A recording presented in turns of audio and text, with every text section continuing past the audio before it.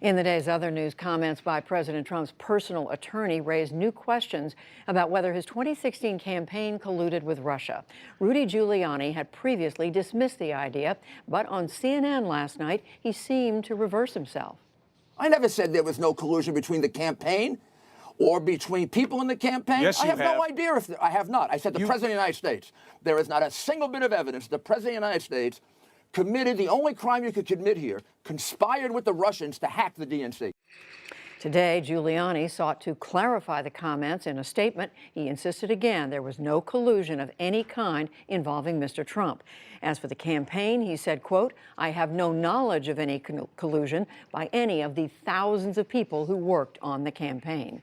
Mr. Trump himself has repeatedly denied that there was collusion with the Russians. The president's former lawyer, meanwhile, Michael Cohen, now admits that he paid a technology company to falsely boost Mr. Trump's standing in two online public opinion polls. The rigged polls appeared before the Trump presidential bid began. Michael Cohen tweeted today confirming a Wall Street Journal story. He said he acted at Mr. Trump's direction. A judge in Chicago today acquitted 3 current and former police officers of a cover-up in the killing of a black man, Laquan McDonald. He was shot 16 times by a white officer in 2014. The defendants listened today as Judge Domenica Stevenson ruled that there was not enough evidence to prove conspiracy, misconduct, and obstruction of justice. Former officer Jason Van Dyke has already been convicted of McDonald's murder. He's due to be sentenced tomorrow. In Syria, the U.S.-led coalition unleashed intensive new airstrikes today against Islamic State fighters.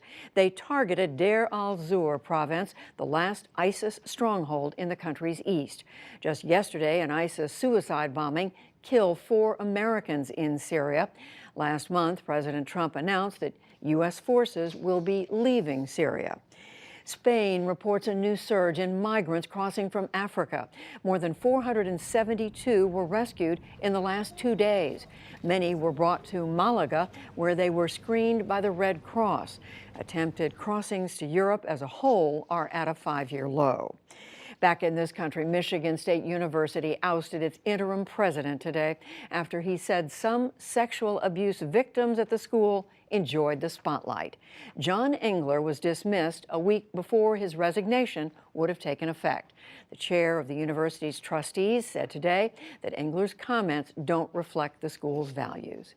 MSU's been working hard to make needed improvements regarding the prevention of and the response to sexual misconduct and relationship violence, as well as enhancing patient care and safety. But none of our work will matter if our leaders say hurtful things and do not listen to survivors. Hundreds of girls and women have said that former sports doctor Larry Nassar molested them at Michigan State and USA Gymnastics. He is now serving what amounts to life in prison. Republican Congressman Tom Marino of Pennsylvania will step down next week to take a job in the private sector. Today's announcement came 2 months after he easily won re-election to a 5th term. Marino was an early supporter of President Trump and was nominated by him to be the administration drug czar. But he withdrew after reports that he had played a key role in making it easier for drug companies to distribute opioids.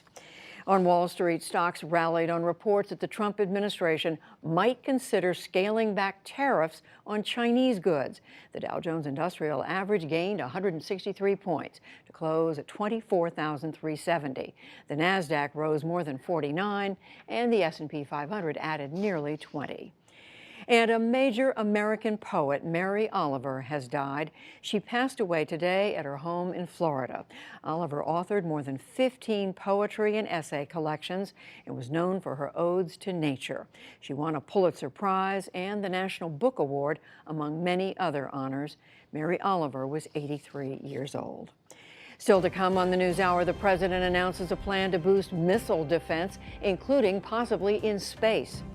How the shutdown is affecting the availability of food stamps, the curse of bigness, making sense of industries dominated by a few giant companies, and much more.